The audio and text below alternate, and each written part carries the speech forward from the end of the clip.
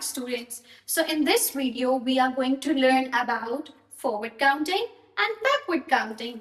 Come on, let's start with forward counting. It is very important to understand what does forward counting means. Forward counting means to go up, to increase the number. For example, I have number 1, then I add number 2, then one more, number 3, one more, number 4, one more, number 5. We are adding one number, right? This is what forward counting means.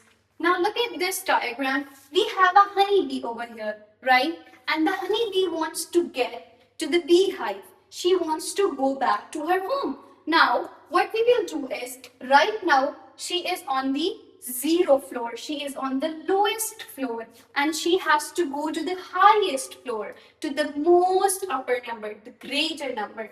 Now, first she is on the 0, then she'll step 1, one step more on number 2, one step more, number 3, then 4, 5, 6, 7, 8, 9, and 10. And here she can go to her beehive. See, what we did was we were adding one number. We were increasing one number. Now, if you need to collect 10 color pencils, take a color box from your bag, right? Take out one pencil. You have one pencil outside, then take another one. Now you have two pencils. Take another one. Now you have three pencils. Take another one. Now 4. How many pencils you will take out? You will count them and you will see that you are doing forward counting. You are moving forward. You are increasing the steps, right? This is the concept of forward counting. Now we are coming towards the concept of backward counting. Backward counting means to come back, to go on the opposite side. Like I am having 10 steps, then I'll take one back, I'll move to the 9. One more, I'll move to the 8. You have to move to the back side, to the previous side. For example, I have 5 dots over here, right? If I will erase one dot, I will be left with 4 dots. One more, 3 dots. One more, 2 dots. One more, 1 dot.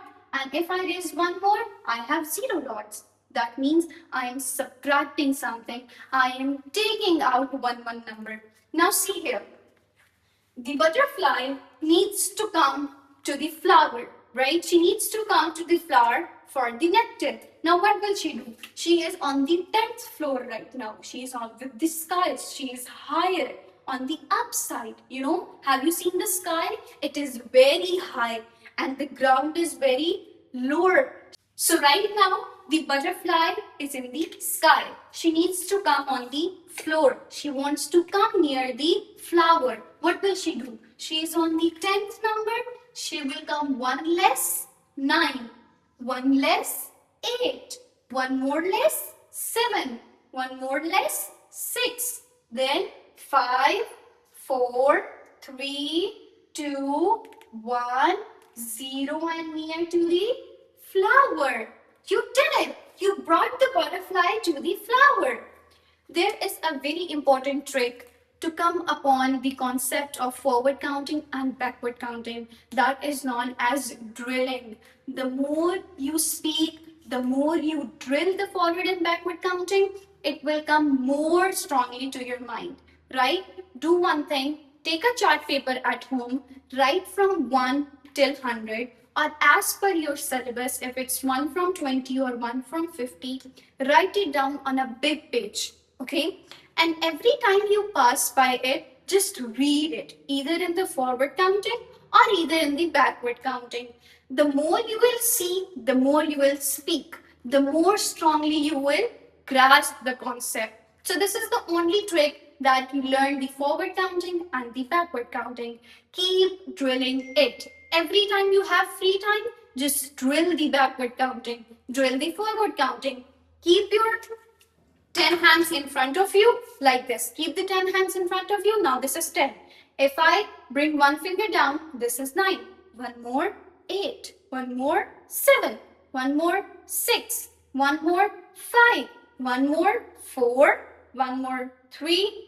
one more 2, one more 1, and if I close this one as well, it becomes 0 figures. So the more you will speak, the more you will drill, the more easily you can get the concept of forward counting and the backward counting.